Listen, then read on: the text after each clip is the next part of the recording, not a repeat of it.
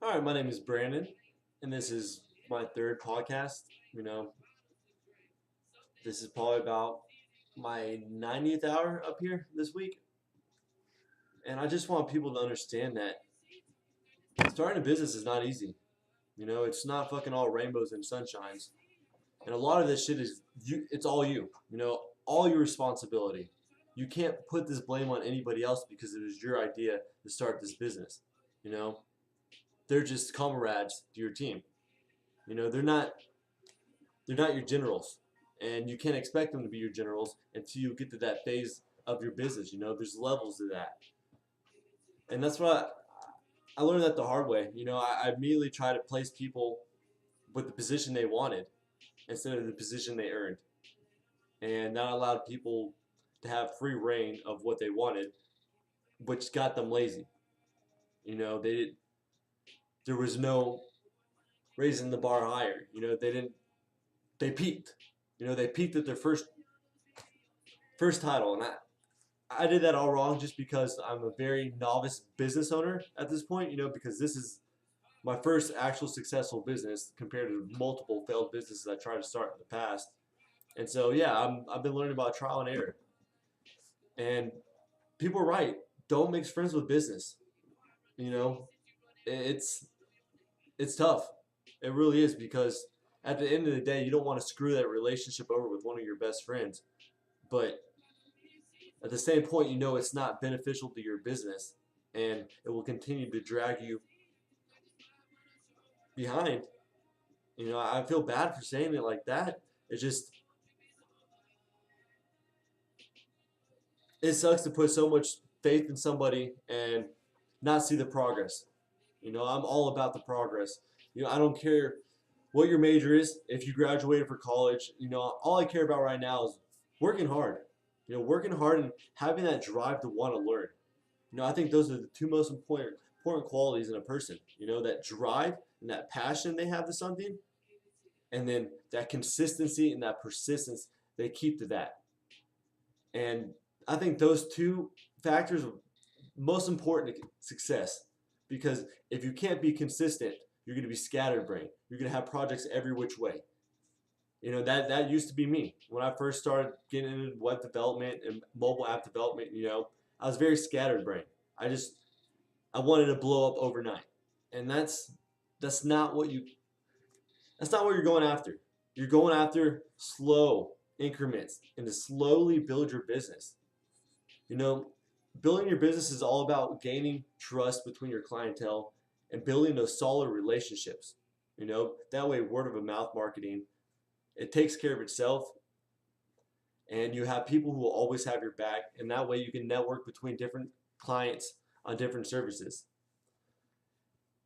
And I don't know, it's been killing me. This business is literally killing me. Like I barely sleep anymore. I'm happy. I wouldn't consider this work, but it is taking a toll on my brain. Just because the constant hours I am behind a computer, the constant hours of stressing to get deadlines, the constant hour of putting the whole entire project on my back because I have teammates who aren't capable of those skill sets.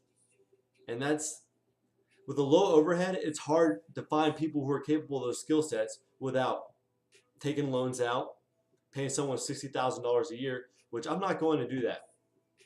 No, because there's too many people out there without jobs that need to learn. I still believe in working your way up, starting at minimum and then busting your ass until you get to the top. Because I started this 6 years ago and I was fucking shitty at web design. I was terrible. I don't know how I sold websites back then, but I did it. And to see the progress that I made in the last 6 years to where I am now, I it's a huge significant progress. It's basically I was coal and all this pressure produced a diamond because now I have the exact vision I want for my company. I know what I need to do. I know who I need to have it with and what areas to approach.